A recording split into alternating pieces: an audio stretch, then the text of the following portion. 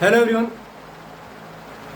I hope आप सभी लोग बहुत अच्छे से होंगे और मैं आपके उज्जवल भविष्य की कामना भी करता हूँ।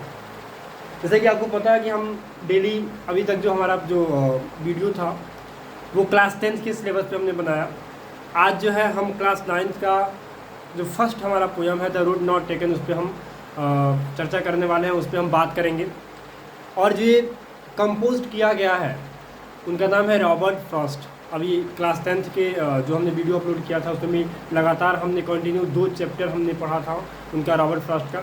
और जो द रोड नॉट टेकन जो हमारा एक पोयम है, ये पोयम हमको पता है क्या सिखाता है? ये पोयम हमको ये सिखाता है कि कभी कभी लाइफ में ऐसी होती हैं कि हम डिसीजंस नहीं ले पाते, कि वास्तविकता एक डिसीजन क्या है, एक सही निर्णय क्या होनी चाहिए। क्योंकि आपको पता है कि जब भी हम कोई डिसीजन लेते हैं तो उसमें सही गलत हमको चूज़ करना पड़ता है कि सही क्या है गलत क्या है।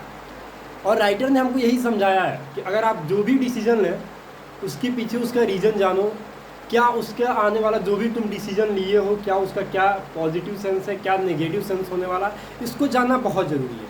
क्योंकि जब भी हम डिसीजन लेते हैं तो हमको उसके पीछे एक सॉलिड रीज़न ढूंढना पड़ता है कि भैया इसका रीज़न क्या होने वाला है, इसका रिजल्ट क्या होने वाला है।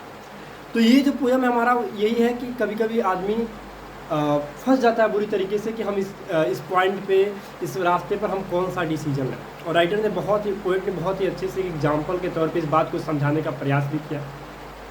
जो पोयम की स्टार्टिंग होती है बेटा वो इस तरीके से होती है कि 2 roads diverge in a allowed and sorry I could not travel both and be one traveler long I stood and looked down one for as I could। जो पोएट होते हैं वो ये कहते हैं कि मैं एक एलोवुड, यहाँ पे जो एलोवुड है उसको पीले जंगल से जो यहाँ पे डिनोट किया गया है वो ये बता रहा है कि जो लोग बहुत ज़्यादा रिग्रेट हो जाते हैं इस चीज़ को लेकर, बहुत बुरी तरीके से फंस सकते हैं। ये जो एलोवुड है ना, ये नेचर को तो रिप्रेजेंट करता ही कर रहा है, लेकिन कहीं ना कहीं ये लोगों को भी बता रहा है, इस वर्ल्ड के पीपल को भी बता रहा है कि 2 रोड, एक पीले से जंगल में बटी हुई है, डाइवर्ज हुई है।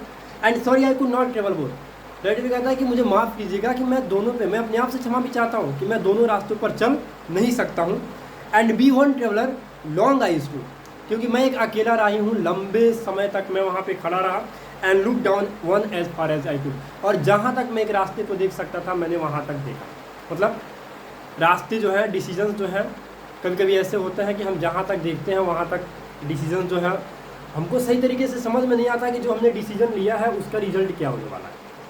तो उस चीज़ को सबसे पहले समझें कि क्या हम जो डिसीजन ले रहे हैं वो सही है या फिर गलत है।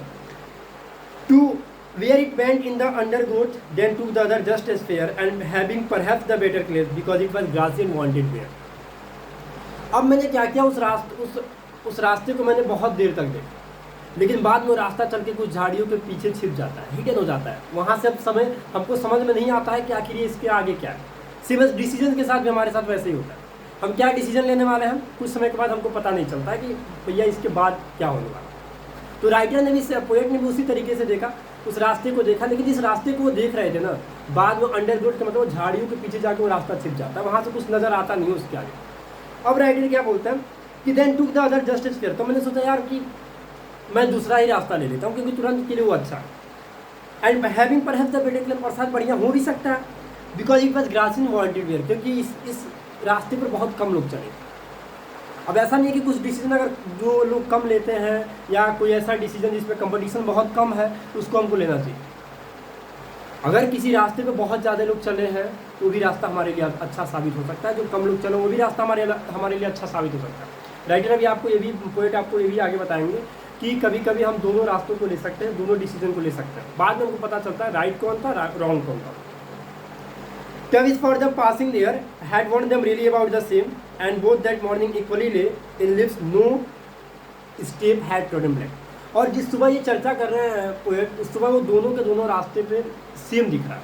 मतलब होता है ना कि हम डिसीजन जो लेते हैं वो सेम भी हो सकता है। अभी मैंने आपसे बताया कि बाद में पता चलेगा कि राइट क्या था रॉन्ग क्या था, बाद में हम रिग्रेट करेंगे अपने आप को, यार हमने कौन सा रास्ता ले लिया, क्या गलत ले लिया क्या। तो जो भी हम आज डिसीजन लेते हैं बाद में हमको चल के उसका रिजल्ट का पता चलता है, तो पछतावा भी होता है। और अगर हमारी जो डिसीजन है अगर हमको बहुत अच्छा लग गया होगा, हमारे डिसीजन अगर हमारे अकॉर्डिंग सुटेबल हो गई होंगी, प्रॉपर हो गई होंगी, हमको लगता है हाँ भैया हमने बहुत अच्छा डिसीजन लिया। Oh I kept the first for another day. Writer कहता है कि पोइट कहता है कि भैया हमने जो पहला रास्ता था उसको हमने किसी और दिन के लिए रखा।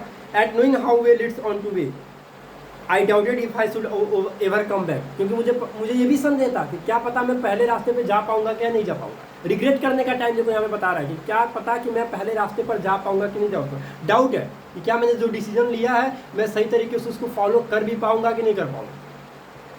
Somewhere edges and edges hence two words diverge in a wood and I took the one less traveled by and that has made all the difference। फिर बाद में पोएट ये कहता है कि आने वाले कुछ समय बाद में इस बात को बताऊंगा कि मैं एक पीले जंगल में खड़ा था, वहाँ पे 2 रोड डाइवर्ज था और मैंने वो लिया जिस पे बहुत कम लोग चले थे और यही मेरा डिसीजन लेना मुझे सबसे अलग बता दिया। अब पता नहीं डिसीजन आपका सही हुआ कि रॉन्ग हुआ, लेकिन राइटर ये कहता है कि जो आज हम डिसीजन लेते हैं वही हमारे कल का भविष्य का निर्माण करता है और उसी को सोच के अगर आपका डिसीजन बढ़िया है तब तो आप रिजल्ट पॉजिटिव है, अगर आपने डिसीजन गलत लिया है तब तो नेगेटिव जाएगा।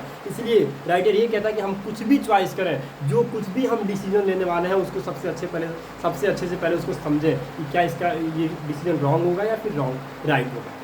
ठीक है, तो ये चॉइस पे, ये जो पोएम था वो चॉइस पे कैसे हम अपने लाइफ में सही डिसीजन ले सकते हैं। आई होप आपको बहुत अच्छे से इस पोएम समझ में आया होगा। अगर आपको कोई स्टेंजा समझ में ना आया हो तो कमेंट बॉक्स में बताएं कि ये स्टेंजा हमको समझ में नहीं आया और वीडियो को लाइक भी कीजिए, चैनल को ज़्यादा से ज़्यादा शेयर और सब्सक्राइब जरूर कीजिए। Thank you.